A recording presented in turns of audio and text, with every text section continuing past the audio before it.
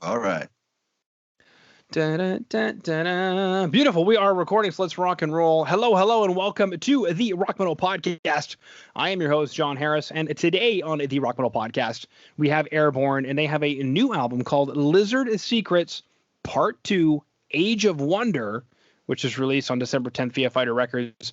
Right now, I'm being joined by Alessio to share some more information about what Airborne has got going on, more about this record, why is the title so long? And we're also going to chat about a couple of tracks and what the boys have been up to. So, Alessio, welcome to the show. Hey, it's great to be on the Rock Metal Podcast. And the question of about the title so long is that's fun. No, it's long because we had part 1 before part 2, so we have to distinguish the two parts, and so that's the name. Part 1 was called Lizard Secret Part 1, Land of the Living, and this one is called Lizard Secret Part 2, Age of Wonder. Okay. We'll have part 3 as well in the future. Ooh, part 3. Okay, so let's start then with part 1, because that came out 2 years ago. Correct? Okay. Yes. Okay, because that's what I've got here. I've got that it came out 2 years ago, massive, 13 songs, and then we've got a part 2, obviously, we're chatting about right now. That's the current news. And then even then, technically, we've got some more news that a part 3 is coming. So for those of us who are unfamiliar with the Lizard Secrets trilogy, shall I call it a trilogy, Alessio? Definitely so. Okay. Take us through the trilogy. What happened in part 1? What's happening in part 2? What can you say about part 3? Well, first of all, it's not a story, it's not like a concept album. It's more like a collection of songs that have a common ground in style and,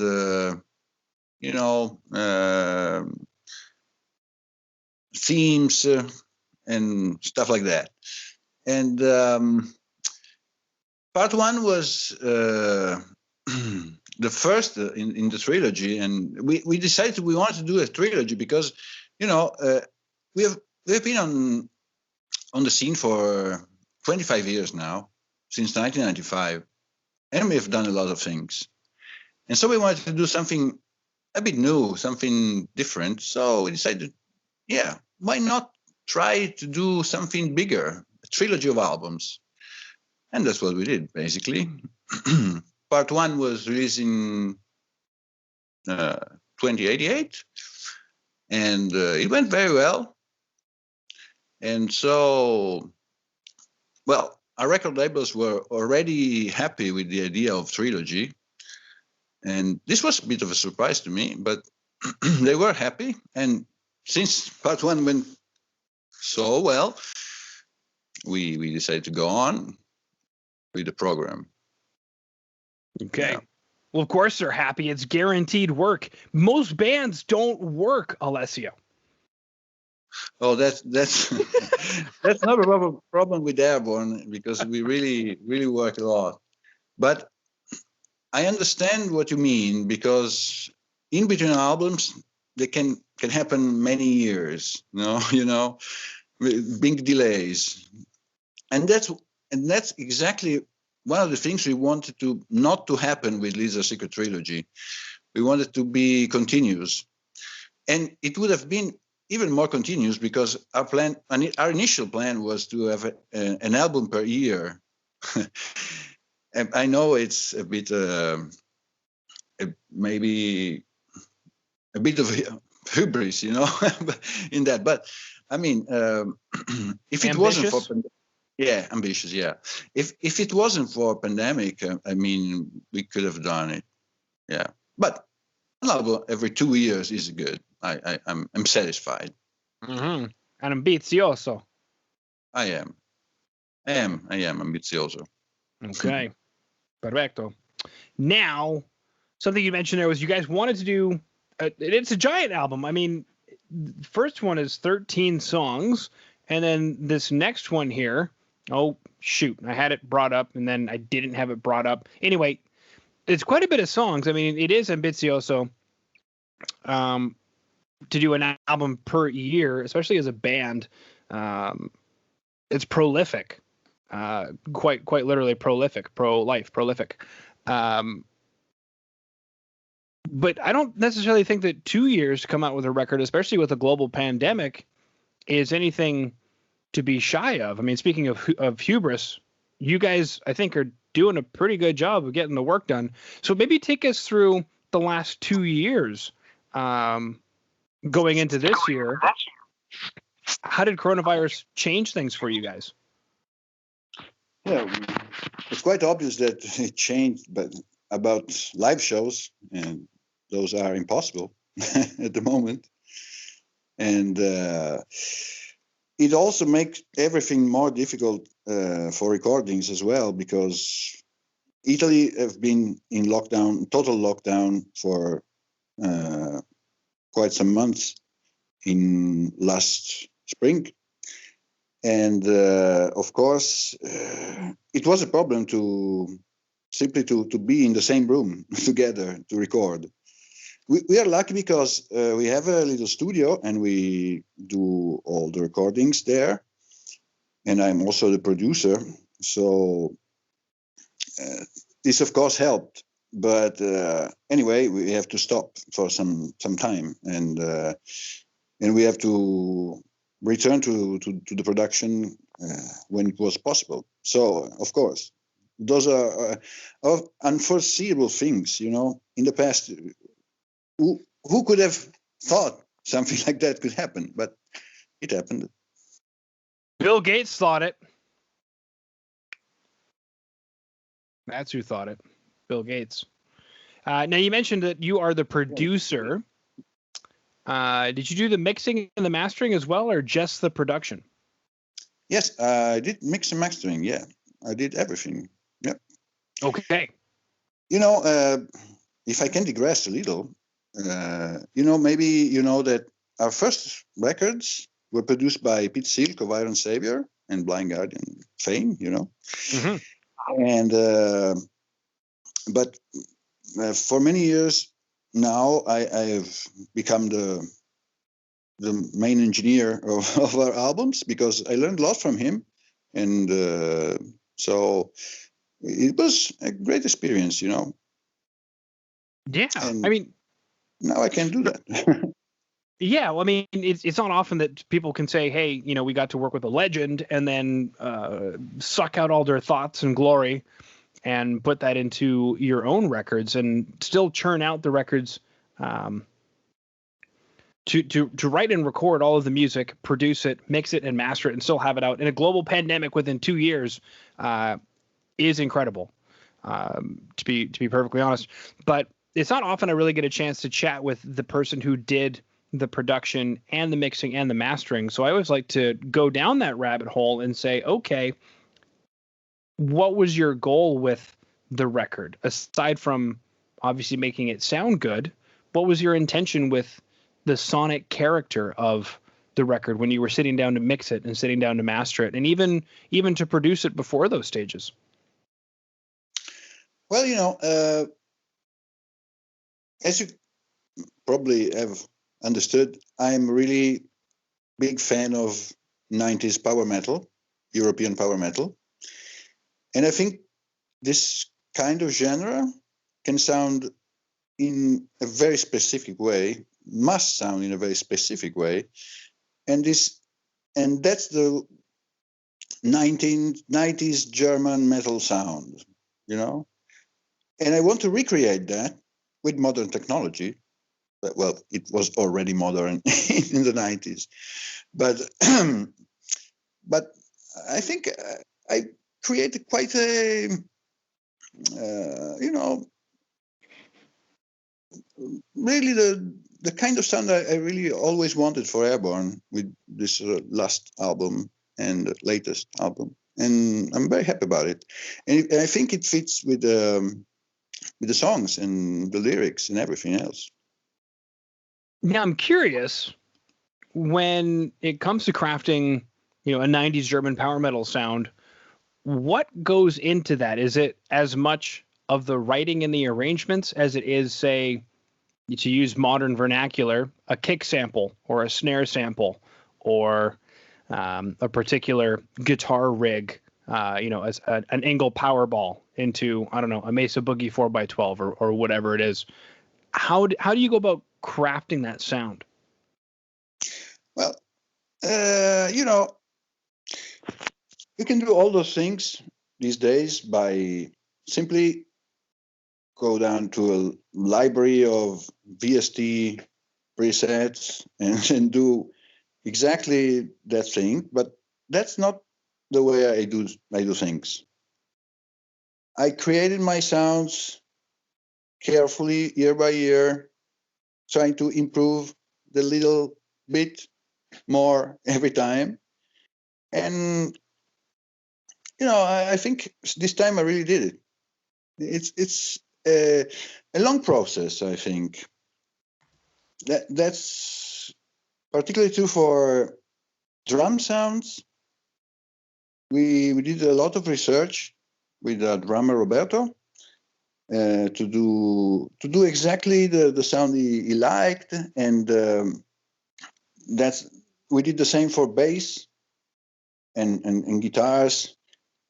For bass, we also had a bit of input from Gamray bass player Dirk Schlachter, which we have. Our bass player happened to meet him at the show, and he asked him exactly all the stuff he used, and we did the same because he's a great fan. He was very nice. Yeah. Gamma Ray knows their shit, man. They're good. Absolutely so. And they're also great producers. Dirk is a great producer as well. So. Mm-hmm. Okay. Now, something else I have here on the news is that this is the first album being released at a new deal with Fighter Records. So take us through that. Were you guys shopping for a new label, or how did that come to fruition? That happened when we did part one. We had the record completed, and we basically didn't have a label at the moment. And so the first thing that happened, I by chance I recorded some vocals for an album from a band from Argentina called Preludio Ancestral, and they were signed with Fighter Records and with Spiritual Beast in Japan as well. So first thing I did was to contact a Japanese label to see if, since they liked their record, I thought, I sang on, I believe, 6 tracks, and I think if they liked their record, they will probably like Airborne as well. And it turned out that they really they knew the band from the past, and so I signed a deal with the Spiritual Beast for Japan. And after that, I thought I probably should contact Fighter as well to see if they're interested in a deal for Europe and the rest of the world. And that happened. Everybody was enthusiastic to have Airborne, and so sometimes things in life lead you to your goal. Yeah. Okay. Now, a couple of focus tracks off of the record are Scarecrow Days, which has a lyric video. And we also wanted to chat about Speed of Life today. So take us through these tracks. And since Scarecrow Days has the lyric video and is one of the singles that's out, I guess we could start there. What are the Scarecrow Days? Yeah, Scarecrow Days is kind of it's probably the heavier song on the record, and it was written by a guitarist, Roberto Capucchio, and I wrote the lyrics. And music-wise is powerline, borderline with thrash metal, or quite heavy, classic heavy metal. And the lyrics are about a very important issue for me, which is anxiety. You may imagine that this is a science fiction song, but it's not. It's actually a very social commentary song. And it's about anxiety. Anxiety intended as a illness, not the anxiety about something that's gonna happen. Mm-hmm. I suffered from it for quite some years in the past, and I know how bad that thing can be. And millions of people, maybe more, suffer from it every day. And so I thought I wanted to put into the lyrics some in some way what you feel when you're under that problem of anxiety. And I think the Scarecrow Days are those days where the issue arises and you are like a victim, and you can and you see things in a completely different way. And I think it's important to talk about these things because people that suffer from anxiety often keep all those things for themselves. They don't share, and it's wrong. When I suffer from it, it was really a big problem, but I'm a completely okay person. I'm jovial. I'm a happy guy, but it can really change your life in a blink of an eye.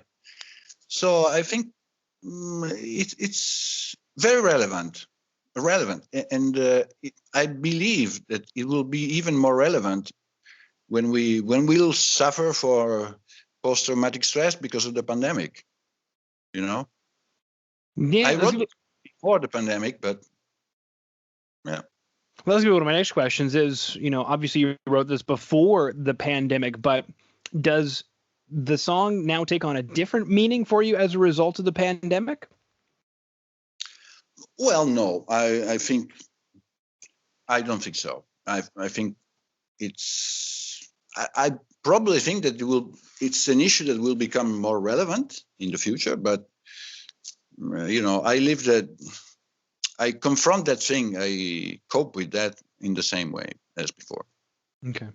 So the condition or the anxiety is not any worse as a result of the pandemic. It's the same for you, just a different situation. No, I think it's the same. I actually I don't suffer from it anymore. And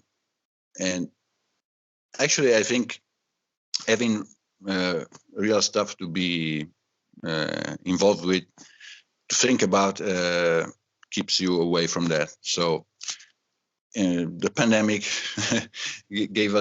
gave me a lot of real problems to confront, and so I didn't suffer from anxiety. But I think in the long terms, this thing will come out, not for me, but for many people, a lot of people. Okay. Now, Speed of Life. What's this track about? Well, Speed of Life is more of a classic, uplifting power metal song, and but also have a deeper meaning as well, because it's about all the phases of life, youth, maturity, and finally when you get old, and in the end you will fade away. And of course, this one also was written before the pandemic, and this one, I mean, will probably be more catch more meaning in this moment, because life is taken a little bit less for granted, I guess. So you have to take everything that passes in front of you, at the speed of life, and you have to take the most of it. Mm-hmm. Very true. Okay. Alessio, we've chatted about 2 tracks off the album now. 2 tracks, Speed of Life and Scarecrow Days. And the lyric video will be available on today's show notes, www.therockmetalpodcast.ca. And if you're listening to the audio, say on Spotify or iTunes, it should be in the show notes on that platform. If you're watching on YouTube, then it should be down below in the comments. We chatted about the album Lizard Secrets Part 2, Age of Wonder, which is the sequel to Part 1, Land of the Living, and prequelius to the Part 3, which will be coming up at some point in time. I think the only thing that we really haven't chatted about is, with regard to Part 3, were you guys working on that earlier because of the lack of shows and tours and things you would normally be busy with this year, or things with that Part 3? I guess my question is, how have you done things differently, I guess, this year with more free time, I suppose? Well, actually, Part 2 was recorded together with Part 1, was demoed together with Part 1. And Part 3 was demoed when we recorded Part 2. So we are already at 50% of Part 3 at the moment. That's a cool thing about doing something like a trilogy, because you can plan in the for the future. And so at the moment, I think we already have all the songs for Part 3 written, except from a couple maybe. And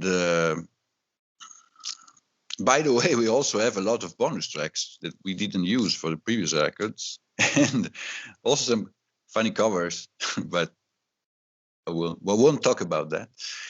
And we have a lot of material, and of course, being unable to tour just increased the entity of all that material. So we wouldn't be getting some surprise EPs, maybe, of bonus tracks and silly covers? Maybe so. You have to take into account that we also record for Japanese version of the album 3 bonus tracks each, which are re-recordings of classic Airborne songs from the beginning of the band. So it's probable in the future to have a re-recorded best of from Airborne with some extra bonus tracks. At the end of the Lizard trilogy, I think we'll do that. Okay. And that could be the Lizard secret of them all. Yes. Perfect. Now, is there anything that I missed, Alessio, that you wanted to chat about? Well, I don't know. I think we said it all, I think. But what do you think? We talk about the songs, the record, and the tour that won't be. And I don't know. The Secret Lizard Tour. Yeah, very secret. Very, very secret. It's invisible, yeah. Very private. Exactly. So yeah, we chatted about what you guys have been up to, the trilogy. We chatted about a couple of tracks. Yeah, I mean, I don't really know what else there is to say. That concludes my questions. So if there's nothing else, then I just wanted to thank you, Alessio, for coming on to the Rock Metal Podcast today. It was great. I have a great time. And if I may, I suggest all interested to see our Facebook page, Airborne Band. And thank you very, very much for having us. You're welcome.